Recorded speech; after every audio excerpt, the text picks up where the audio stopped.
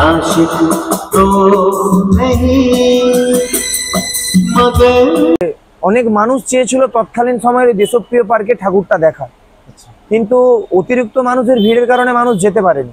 তাই আমরাও চেষ্টা করেছি যাতে আমাদের এই এলাকার মানুষ, দুই জেলা পূর্ব মেদিনীপুর পশ্চিম মেদিনীপুর, আমাদের সাইডে আছে হুগলি, এই যে বাঁকুড়া ঝাড়গ্রাম, এই জেলার মানুষ যদি এই মণ্ডপটা দেখে আনন্দিত পায়, তাহলে আমরা আমাদের গ্রামের মানুষরা এবং আমরা নিজেরা মনের দিক থেকে আনন্দিত পাবো যে আমরা গোবিন্দপুর গ্রাম বেশ কিছু এলাকা বেশ কিছু জেলার মানুষকে আনন্দ দিতে পেরেছি। বাস এই উদ্দেশ্যে আমাদের এই মণ্ডপ তৈরি করা।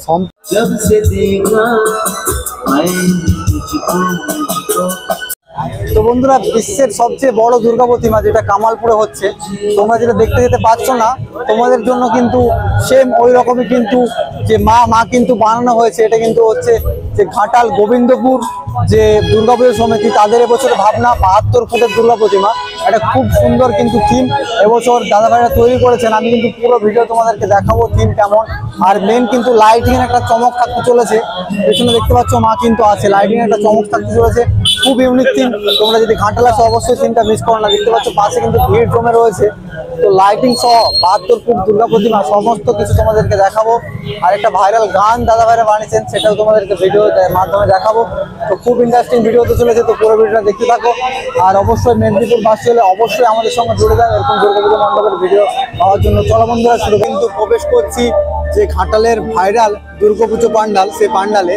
আর এখানে কিন্তু থিম যেটা তোমরা জানোই, অনেকে জানো না, এবছর থিম কিন্তু 72 ফুটের যে দুর্গা মা, সেই দুর্গা মা তোমাদেরকে কিন্তু আজ দর্শন করাবো। আর দেখতে পাচ্ছ কি এখন থেকে কিন্তু ভিড় শুরু হয়ে গেছে, এখনো পুজো সেভাবে শুরু হয়নি। তো লোকজন কিন্তু আসবে।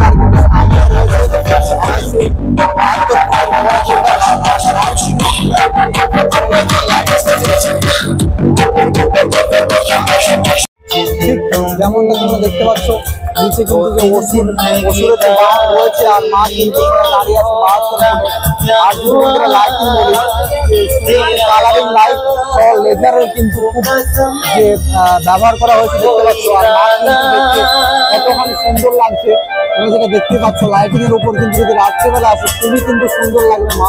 আর মায়ের বাম পাশে কিন্তু রয়েছে যে কার্তিক এবং যে সরস্বতী মা, এবং ডান পাশে রয়েছে গণেশ এবং লক্ষ্মী মা। খুব কিন্তু সুন্দর লাগছে এবছর। কিন্তু এবছর যে এখানে যে ভাবনা, খুব একটা সুন্দর ভাবনা, যে কামালপুরের যে এত বড় দুর্গাপুজো আগের বছর হয়নি, সেটা জেনেই কিন্তু থিমটা তুলে ধরা হয়েছে। আর তোমাদেরকে আর যেটা বলি, সাইজটা এটা বললাম 72 ফুট, খুবই বড় দেখে কিন্তু তোমাদেরকে খুব সুন্দর কিন্তু মা রয়েছে সামনে। আর কতখানি সুন্দর লাগছে তোমরা অবশ্যই আসলে এখানে বুঝতে পারবে।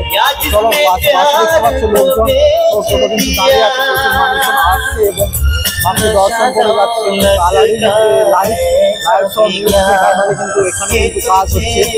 এখানে যে লাইট এবং মিউজিক দুটো কিন্তু কন্ট্রোল হওয়ার পর কিন্তু একটা আলাদাই লুক লাগছে। আমি একটা যে লাইটিং এর উপর যে গান কিন্তু চালাতে বলবো, অবশ্যই পুরো দেখো কতখানি সুন্দর লাগে। আর একটা কিন্তু ওয়াও লুক আছে, লাইট সহ কিন্তু পুরো কাজটা করা আছে, জাস্ট একটা ওয়াও লুক আছে। মায়ের পা থেকে কিন্তু মাথা অব্দি হাইট রয়েছে 72 ফুট, কতখানি সুন্দর লাগছে। এবং দেখতে পাচ্ছ যে গোবিন্দপুর সর্বজনীন দুর্গা উৎসবের ভাবনা, যেটা কিন্তু খুবই সুন্দর লাগছে। আর কিন্তু এখানে যে লাইটের কিন্তু লেজারের কিন্তু একটা আলাদা ঝলক দেখানো হচ্ছে। যে গান কিন্তু গানে যে র্যাপ গান ইউজ করে কিন্তু খুব সুন্দর একটা লাইটিং ব্যবস্থা করা হয়েছে।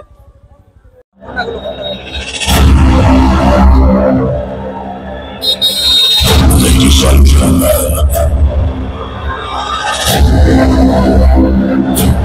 please make some noise for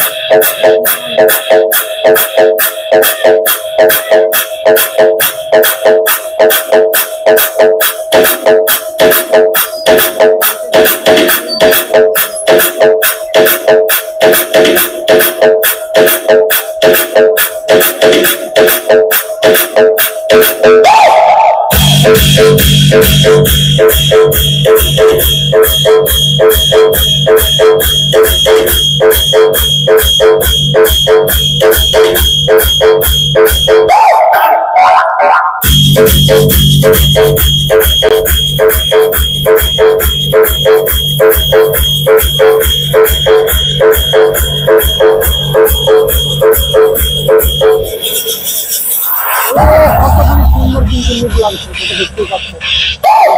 কিন্তু লাইটিং ব্যাপার রয়েছে।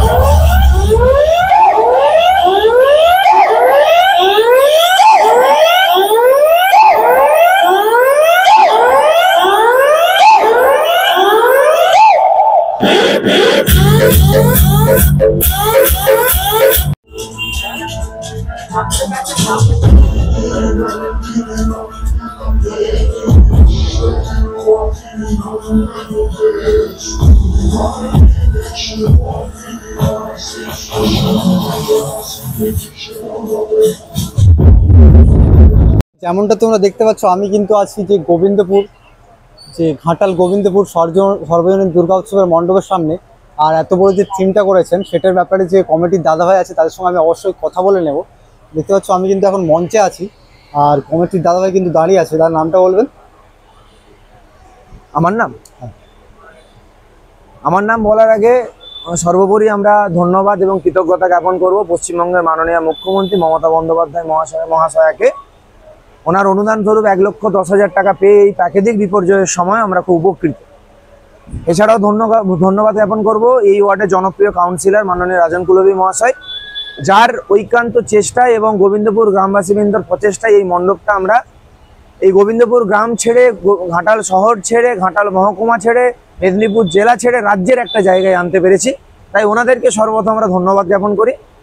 আমাদের গ্রামের নাম গোবিন্দপুর গ্রাম এবং আমার নাম হচ্ছে প্রসেনজিৎ দাস বিট্টু। আর এটা কি 72 ফুট দুর্গাপতি? হ্যাঁ, আমাদের এই মণ্ডপ আমরা করেছি এই বছর মানুষকে আনন্দ উপভোগ দেওয়ার জন্য। যে এর আগে 2015 সালে সম্ভবত দেশপ্রিয় পার্কে এই মণ্ডপটি হয়েছিল, কিন্তু অতিরিক্ত মানুষের ভিড়ের কারণে মণ্ডপটি বন্ধ হয়ে যায়। আমরা মফস্বল এলাকার মানুষ, আমরাও গিয়েছিলাম ওই বড় দুর্গা দেখার আগ্রহে, কিন্তু দেখতে পাইনি। তৎকালীন সময় থেকে আমরা এবং আমাদের এই ওয়ার্ডের যিনি কাউন্সিলর, তার ভাবনায় ছিল যে আমাদের গ্রামে এরকম একটা মণ্ডপ তৈরি করব, যাতে গ্রাম থেকে গ্রামাঞ্চলের মানুষ এই মণ্ডপটা দেখতে পারে। কিন্তু এখন বর্তমান পরিস্থিতিতে দাঁড়িয়ে শুধু গ্রাম নয়, শহর থেকে শহরতলি ছাড়িয়ে গেছে আমাদের এই মণ্ডপ। এবছর আমরা এই মণ্ডপের নাম দিয়েছি বাংলার সবচেয়ে বড় দুর্গা প্রতিমা। আচ্ছা, এরকমই কিন্তু সেম একটা দুর্গা প্রতিমা হচ্ছে নদীয়ার কামালপুরে, আপনারা হয়তো ভিডিও দেখেছেন, আমার চ্যানেলে ভিডিও আছে। তো সেখানে কিন্তু 140 থেকে 50 ফুটের মতো একটা বড় দুর্গা প্রতিমা হয়েছে, কিন্তু সেটা শহরের দিকে যদি বলি, কিন্তু এই যে পশ্চিম মেদিনীপুর শহর এই পাশে, এটা কিন্তু সবচেয়ে বড় দুর্গাপূজা থিম। তো এই যে থিমটা করার মেনলি পরিকল্পনাটা কি ওই দেশপ্রিয় পার্ক থেকে এসেছে, না অন্য কোনো ভাবনা চিন্তার জন্য? না, ব্যাপারটা আপনাকে তো প্রথমেই বলে গেলাম যে অনেক মানুষ চেয়েছিল তৎকালীন সময়ের দেশপ্রিয় পার্কে ঠাকুরটা দেখা, কিন্তু অতিরিক্ত মানুষের ভিড়ের কারণে মানুষ যেতে পারেনি।